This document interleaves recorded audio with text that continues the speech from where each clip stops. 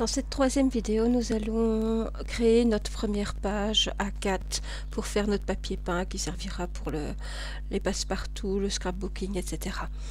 Donc pour cela, je vérifie d'abord ma palette. Ici, j'ai bien en premier plan du noir et en arrière-plan du blanc. Je vais les laisser comme ceci. J'ai bien ma boîte à outils avec mes options d'outils. Voilà. J'ai ma brosse et mes calques. Ici, brosse, calque. Pour cela, je vais dans Fichier, Nouvelle image. Et là, je vais choisir un modèle. Je vais prendre le modèle A4 pour faire une page A4. Et je vais prendre un format. Donc ici, on voit bien les dimensions qui sont correctes. Ici, on est un format portrait. Et juste à côté, on a le paysage. En passant la souris simplement dessus, on voit qu'elle passe. Donc ici, je vais prendre le paysage. Et dans les options avancées, je vais pouvoir définir quelle est la couleur que je veux mettre comme pour la page. Ici, j'ai choisi par défaut ces couleurs d'arrière-plan, c'est-à-dire que ça serait du blanc. Mais qu'est-ce qu'il me propose? Il me propose la couleur de premier plan, dans notre cas, ça serait du noir, l'arrière-plan du blanc, le blanc, c'est mis par défaut aussi, transparence ou un motif. Moi, je vais prendre soit blanc, soit arrière-plan, puisque c'est la même couleur. Donc, je vais prendre le blanc, voilà, et je vais valider. Voilà, j'ai bien ma page A4 blanche. Je vais essayer de réduire cette fenêtre. Voilà. Donc, voilà ma page A4, toute blanche. Maintenant, je vais utiliser le crayon. Et dans ce crayon, je vais utiliser simplement ce cercle ici. Donc, la couleur ici, je vais définir du noir. Je vais cliquer sur le noir. Elle est active. Et si je vais augmenter la taille pour qu'on le voit bien, voilà, j'ai un rond noir. Si je veux remettre à 0 cette taille, il suffit que je remette ici. En fait, c'est pas à 0, simplement les valeurs par défaut. Donc ici c'est 51. Et ben je vais la remettre et vous voyez j'ai un petit point de 51. Donc je peux soit jouer avec les petites flèches ici, c'est plus long, soit taper directement ici ce que je veux, 848, regardez ce que ça donne, ou soit jouer avec le curseur. Vous voyez j'ai une petite flèche et je me déplace comme ça avec le curseur. Et voilà. Ça c'est une chose, c'est la taille. Si on veut changer donc les proportions, ici ça ne changera, ça pourrait changer. Proportion c'est la largeur et la hauteur. Donc en fonction de ça, ici c'est 0. Si je mets vers la droite 17, regardez mon cercle, il s'est vraiment raplati. Si par contre je vais dans des valeurs beaucoup plus basses, regardez, il est complètement vertical. Donc là on a joué, là on l'a étalé, on a essayé de le réduire, mais on a gardé la taille de la largeur, et ici on a voulu le réduire, mais on a gardé la hauteur. L'angle ici, ça ne jouera pas beaucoup parce que c'est un cercle, on ne le verra pas. Et l'espacement, je vais vous le montrer, j'utiliserai un autre outil après pour vous montrer un peu.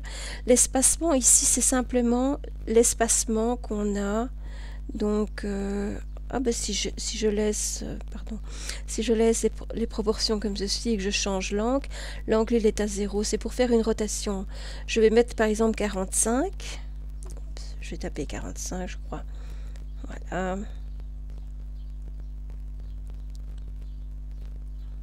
Voilà, je fais Enter pour valider. Et vous voyez, c'est mis automatiquement. Et on fait une rotation de 45 degrés. Si je mets 90,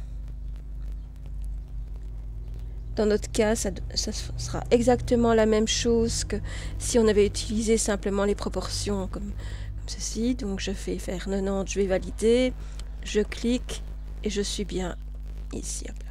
Et si je fais 180, 180 c'est pour revenir un peu à 0, c'est la même chose, je suis à nouveau en vertical. Je vais faire un espacement. L'espacement en fait c'est quand on veut, quand on garde le doigt enfoncé sur la souris à gauche, et qu'on tire pour faire comme tirer un trait ou quoi avec cette brosse, puisque au départ le pinceau c'est un petit point, mais comme les brosses sont différentes, on aura des motifs différents. Et ben l'espacement c'est une proportion. Ici je vais me faire un espacement par exemple de 100%. C'est-à-dire qu'il va prendre la dimension de l'objet, de la brosse, et il va se déplacer avec cet espacement. Donc je clique sur ma souris, je tire, et vous voyez, c'est lui qui positionne, je n'ai rien à faire. 100%, donc c'est qu'il a calculé l'espace ici, x 10, et à chaque fois il positionne un élément. Donc je vais quand même remettre mes proportions à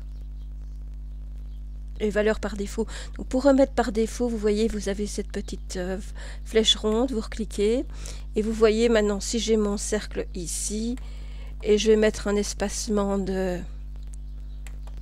10% ou allez 50.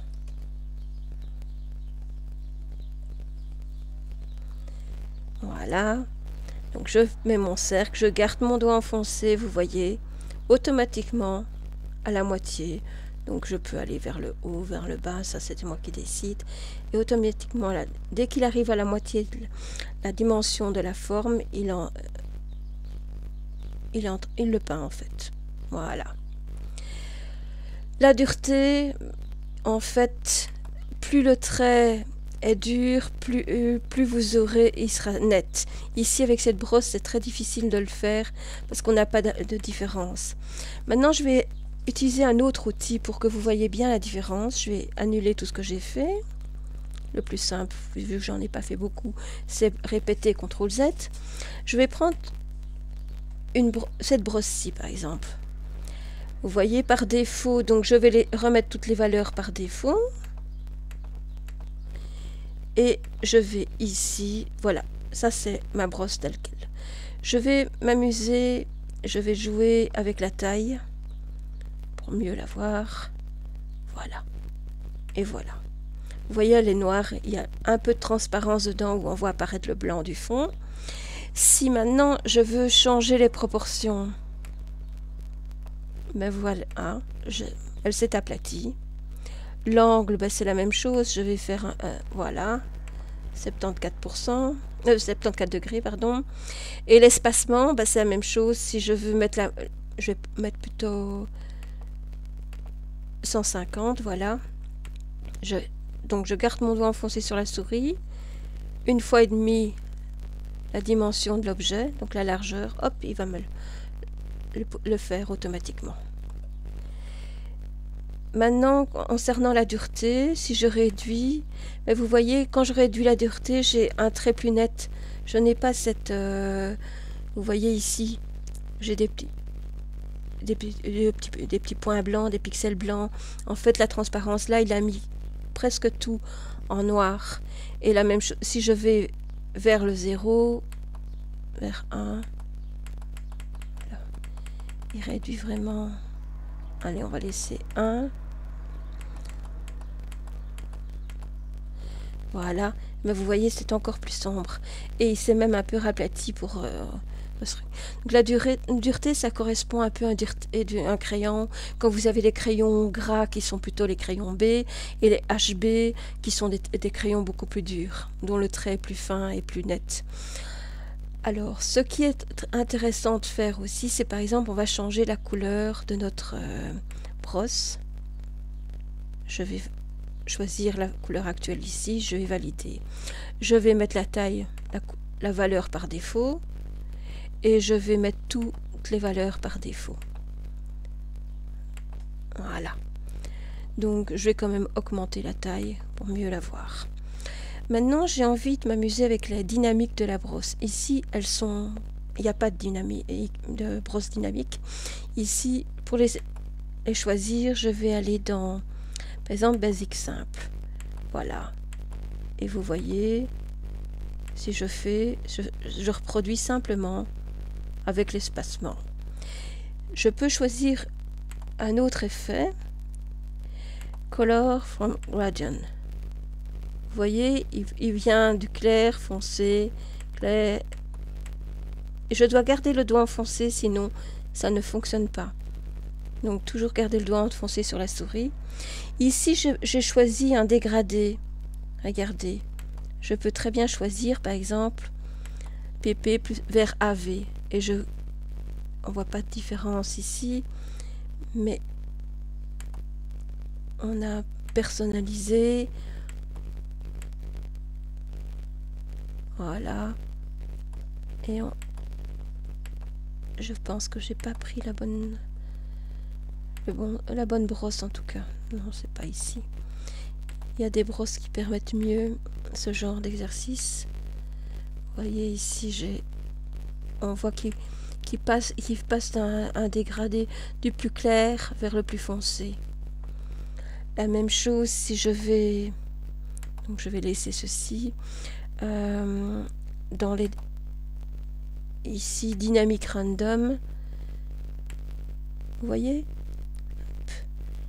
Il va vers effet plus grand, plus petit, mais en diluant la couleur, en fait. Ça peut faire de très jolis effets.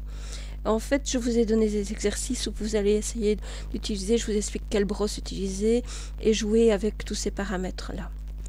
Donc c'est un aperçu assez bref parce qu'il y a énormément de possibilités. On ne saura pas les voir toutes parce que c'est assez complexe et il faut vraiment bien connaître et je pense que c'est assez compliqué quand même. Mais il y a moyen déjà de faire avec des choses toutes simples, de belles choses. Donc merci pour votre attention et à plus tard.